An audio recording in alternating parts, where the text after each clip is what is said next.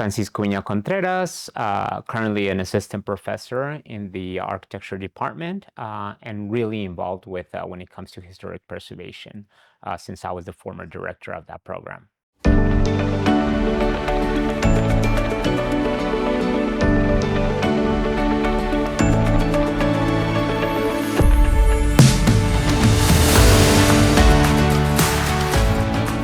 So I did my undergraduate here, so my graduate studies here, and I graduated in 2009. Soon after that, they asked me to, continue staying here and teach.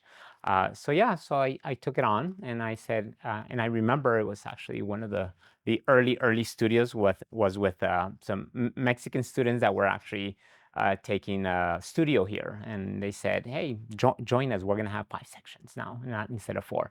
So that kind of was my introduction, and then I started to teach, here and there and elsewhere, but especially in historic preservation, with Chris Wilson being the director at the time. So basically, I moved up the ladder until I was able to, get the title of the assistant professorship. So I'm an assistant professor now. I was in the landscape program because of the historic preservation, and recently I just got moved to architecture, to the architecture program. So I'm there now. I'm doing my tenure track as we speak. And I'm still very active with the historic preservation, and I'm now the former director. Tim Castillo is, of course, the director now. But yeah, so everything's, right now it's basically just continue with my tenure track position as we speak. You kind of elaborated on, what you did here. Can you talk a little bit about, where you grew up and how you arrived at the University of New Mexico? You've had a long legacy here at UNM, but speak a little bit about what brought you here and how did you get involved in, pursuing your degrees here? Mhm. Well, I mean, I graduated from Gadsden High School in 1988. I recall that really clearly. But for years, I had always wanted to study architecture. That was like my goal in life since I was like in middle school. But my father really pushed us to kind of like continue our studies, and he gave us different options. But the options that they gave me at the time, it was like I think it was U of A. I think it was Texas Tech and UNM. I mean, which are the closest ones. And I said UNM, especially because I had obtained a scholarship from my high school. But I grew up around the border, and I guess because my father was a very creative man and amazing at drawing, I was the artist of the classes for many years, that I just decided that architecture was for me. And so that's why I came up to UNM to. And I recall my mother, dropping me off, crying all the way up here and crying all the way down there. So, but yeah, God bless her soul. But yeah, so that's kind of what got me interested in architecture, and I really pushed hard into graduating and eventually joining Cornerstones, and eventually coming back to get my graduate studies here as well. So that's kind of my interest in architecture. But then preservation became another branch that I really pursued. I mean, not just besides design, but also historic preservation. One of the things that we're focused on here is really community engagement. I know a lot of your work has been focused around, working with communities. Can you talk a little bit about, how, the work in historic preservation, but also, work in Design Planning Assistance Center has shaped where you are today? And, what is it about working with communities that gives you value? I really got involved with community, I guess, when I got hired by Cornerstone's community partnerships in Santa Fe. And this was actually through Edie Cherry, believe it or not. She said, "Hey, Francisco, there's a position in Santa Fe. You might want to apply for it." And this is, when I graduated in '94. So yes, they hired me, and they said, "You have a truck. You have, have you built before? Yes. Have you done this? Have you done?" You're hired. But I wasn't sure exactly what I was getting into. And then finally, it was slowly, understanding that a lot of the work was with community and helping the communities organize. And on our end, it was more like the technical assistance towards them, with no money involved. I mean, we basically took money from donors and foundations to give to the, it was like the Robin Hood of like today. And so I loved it, and I love, working with communities, but it was also kind of intimidating, not sometimes knowing certain things. So I got my hand held by our other technical program staff, and I learned a lot from them. And that's when I also started to develop the Adobe Conservation, the Preservation Handbook, which started like going through files, doing this, doing that, drawing things, learning, watching, and just picking up stuff. So I was there for about 13 years until I got pulled back to school by Geraldine Forbes Size, who I did not even know that she spoke, good Spanish. And she's like, I want to see your application. We need more people like you back in school. So that's kind of how I initiated that community engagement part of things, and grew to really like it, and had amazing communication with communities, and eventually became the technical manager, and I was able to be here, be there, and I think that's kind of what got me in love with working with community, and just being another member of that community on weekends during the week, trying to respond to their questions, but in a very humble way. It wasn't like, I'm here to tell you what to do. No, there was a community where this person raises his hand and says, "So when are you coming to work on this project?" And I said, "No, it's not my project. It's your project. It's like, you tell me when you're ready, and then I can come." And he's like, "Oh, okay, now I get it." And so, yeah, we always try to make the communities be not independent, not dependent on like the outside knowledge that comes, and then they do, and then they leave. It was keeping it in-house, just like their great grandparents and their grandparents did, when it came to the maintenance of, especially a lot of these churches that are all over New Mexico. So that's kind of like a little glimpse of why. Plus, my father also was a really humble community kind of organizer as well in many ways.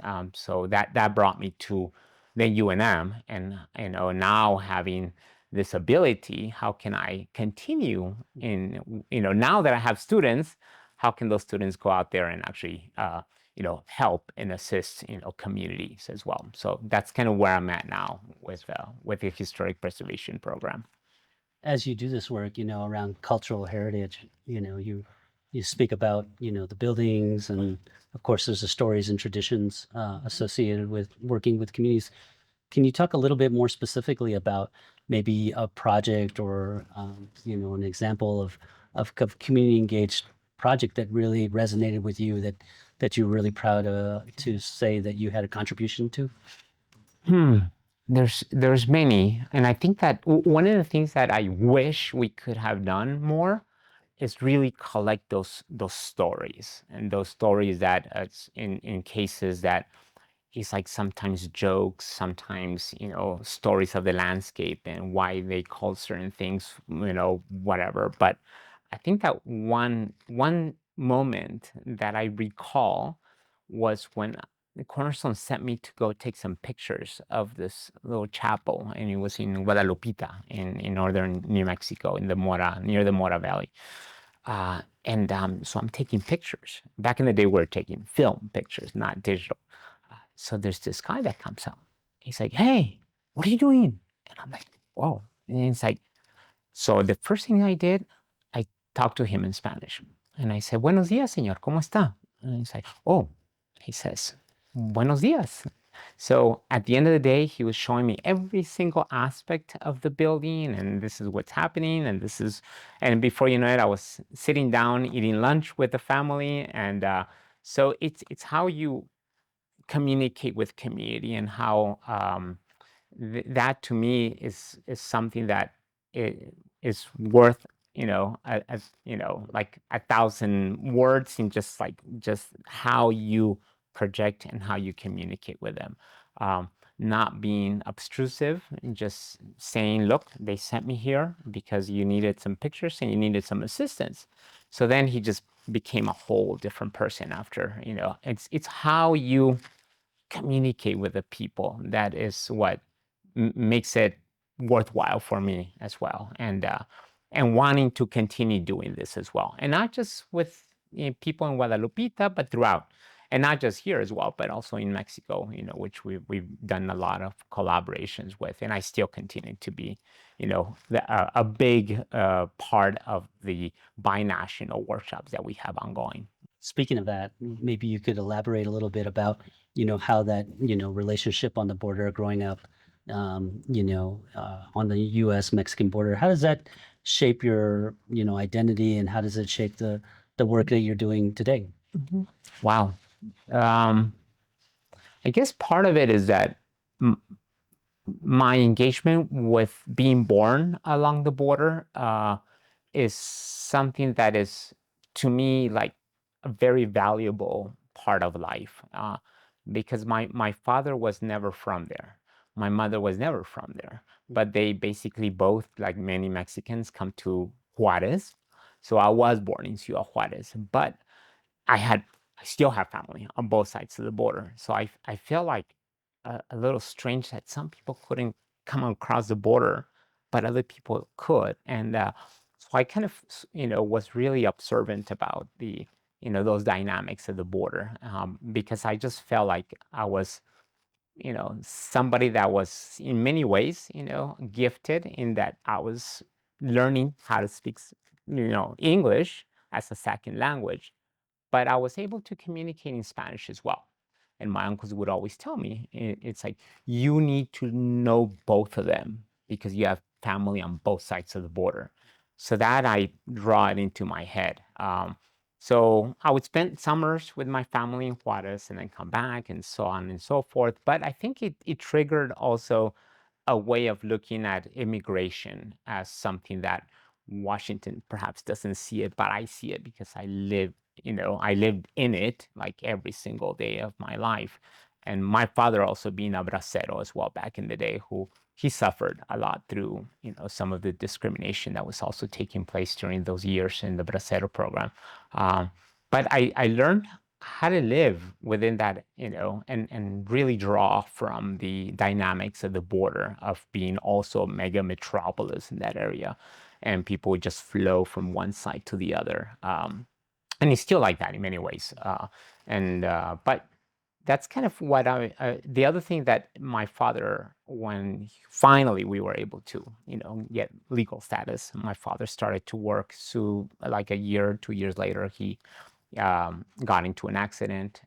He couldn't work anymore, but so he hated sitting around. And my father being a blacksmith, so he would take us out into the fields, to pick onions and chile and anything that was available. And we couldn't. He couldn't pick up the buckets. He couldn't do a whole lot of work. So he invented. He was a very creative man. So he invented this little pole where my sister and I could pick up the buckets and then take him over. And so very inventive man that I really drew from, his creativity as well. And probably have some of his genes as well when it comes to the creativity of being an architect as well. So, but it's a little short glimpse of, my story along the border and how the dynamics of those has really gone to my part of the world. And also the other thing is that now knowing Spanish, I'm able to communicate with my colleagues in Mexico, and I still consider myself like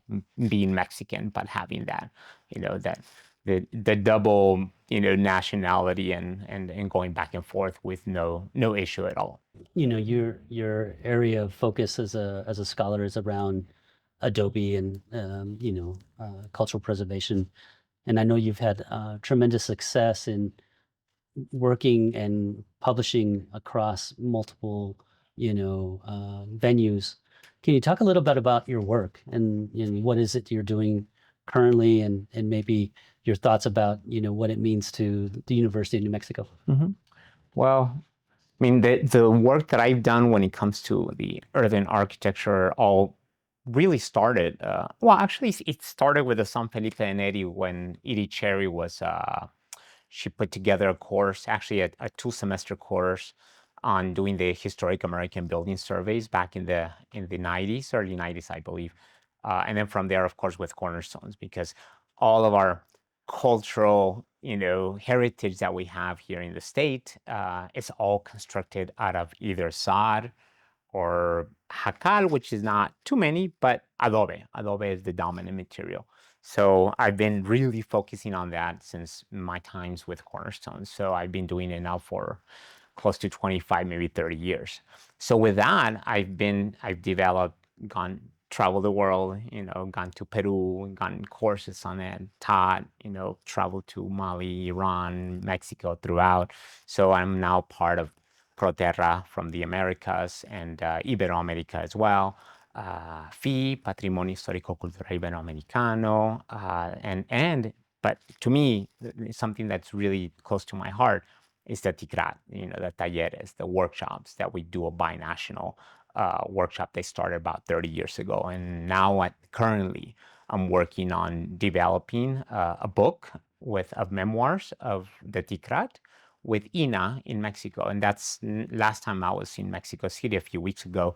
I met with the director, the secretary of, who's second in command of INA, which is the Instituto Nacional de Antropología y Historia in Mexico City, and Frida, an art conservator with INA, and Luis Fernando Guerrero, who's a professor at UNAM.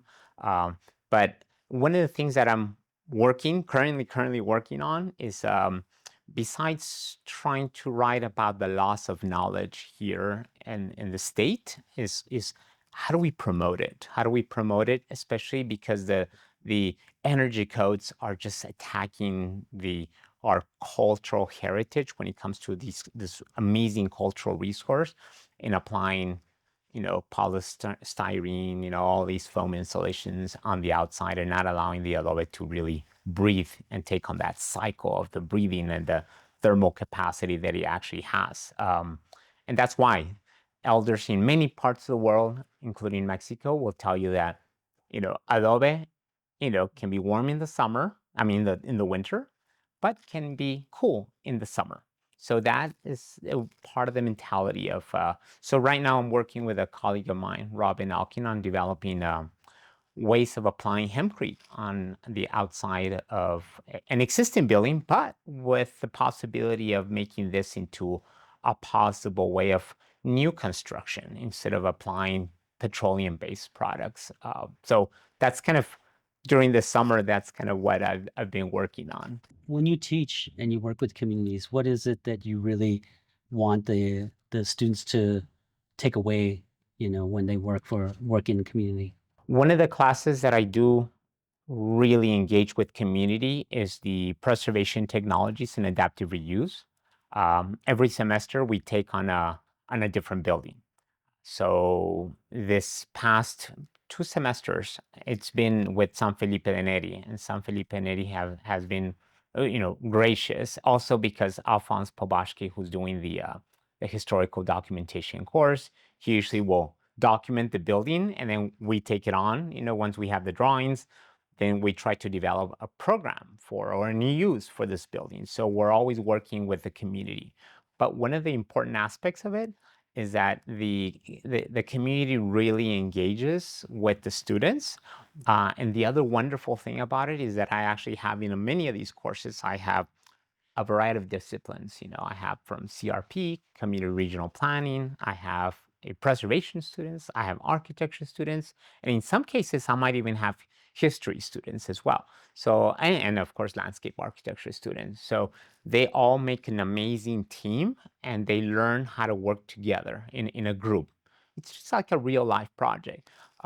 So some will design, some will develop the drawings, some will develop the programs, some will develop, this community engagement, the interviews, the drawing of that information, and others like the research of the history and so on and so forth. So we're able to then put together a document for them to then go out there and seek funding, when possible. So we try to do as much as possible. And one of the members, Pearl Rael, that down in San Felipe Neri, she's like, "Oh, Francisco, we're so blessed to have you." And it's like, "God bless you," and "God bless you." And I go, "No, this is what we are meant to do at the university, and bring people in, not shy away from you guys, so that they also feel that the university is there for assistance and not, like an institution of power, an institution of like only for the elite or only for certain people." So, I mean, that's kind of how I see myself engaging with, at least now in this moment, with the communities. One of the things that's core about community engagement is, shared, intellectual capacity. So, the community always has something of value that we can learn from them. And so I'm wondering, as you've worked in these communities, what are some of the things that you find valuable that community members bring as a part of an education to the students? I would say that the students obtain, like, for example, this last semester where the students actually had to put together a presentation. I did not know we were going to have that many people. So the priest and Pearl and Phil Lovato, I mean, who's one of the mayordomos there, or the caretaker of the property. I mean, we had like 50, community members there, and the students actually got to present the project in the, in the way we had, put it together, from the history, from here, from there. So the community had a chance to communicate with the students, and the students really had the real life ability of communicating with them and how we saw things. But the other thing is that we have to be extra careful on what we actually present, because, I mean, some of the community members were saying, "Well, we can just cut all the vigas here and we can do this." I go, "No, we can't do that." I mean, first of all, it's a historic building, plus you're going to weaken the walls, plus you're going to do this. And so the students actually do also need to understand how to communicate that to the members of the community in a polite way, in a humble way. And I think that's a big value that students also gain from working with community. And many students, for example, I did have a few students also, because I was also teaching DPAC, the Design and Planning Assistance Center. And we had a few projects, not just here with the alleyways project in town, but also in Las Vegas, New Mexico, with the community up there. And that was a very huge learning perspective, that the students really got to work with community and listen to community. You have to be a really good listener, yes? And otherwise, it's not going to work. Community really need to see that interest that you have, so that you can take that idea and then, draw two or three or four different ways of seeing what they're wanting to, how they're seeing it. So it's your ability, your creativity, your way you draw, the way you present, everything, is part of that communication with the community. And they really, really appreciate that, when you actually put it up and they say, "Oh, that's what I was, visualizing," or not. And then you just go back to the drafting, board, and then just start all over again, or you move here, move there, and until we are able to get something that, the community really draws on. If you could leave viewers with one message about the importance of community, culture, and preserving place, what would it be? Um, I guess, for one, one, to me, I mean, there's different aspects to it, but one is having them come to you. No, you really don't want to go out there and say, "Look, you're doing this wrong. You're doing that. You should do this." No, it's how you get invited to be part of that group, for one. um, and then just the other one is just be a good listener and understand exactly what their needs are for the community members. Uh, you Once you start to become part of that group, then you have a little bit more say into, "No, we should probably move this way, because if we do this way, you're not going to get funding from historic preservation foundations or whatever." So let's move this way. What do you think? I think this is going to be better for the building because of this, and that, at least for me. Then hopefully the students also get to learn that and how to be humble and how to communicate with that, with the community when it comes to that. Not question things. That doesn't go well with community, but be informed whenever they're asking you a question on we're wanting to do this because this could happen to the building, this other thing could happen to the building, and then that's why we're not doing this and we're not doing that, and you'll see it in the proposal that we're going to be submitting back to you. So then you can go out there and start to seek funds for first phase, second phase, third phase, whatever phases you decide to do when it comes to I guess recovering those cultural assets or your cultural resources. So that, to me, I think it's like the one of those abilities to connect well with community. And teach them about the value of having something as precious as whatever building we're actually intervening or documenting. That to me is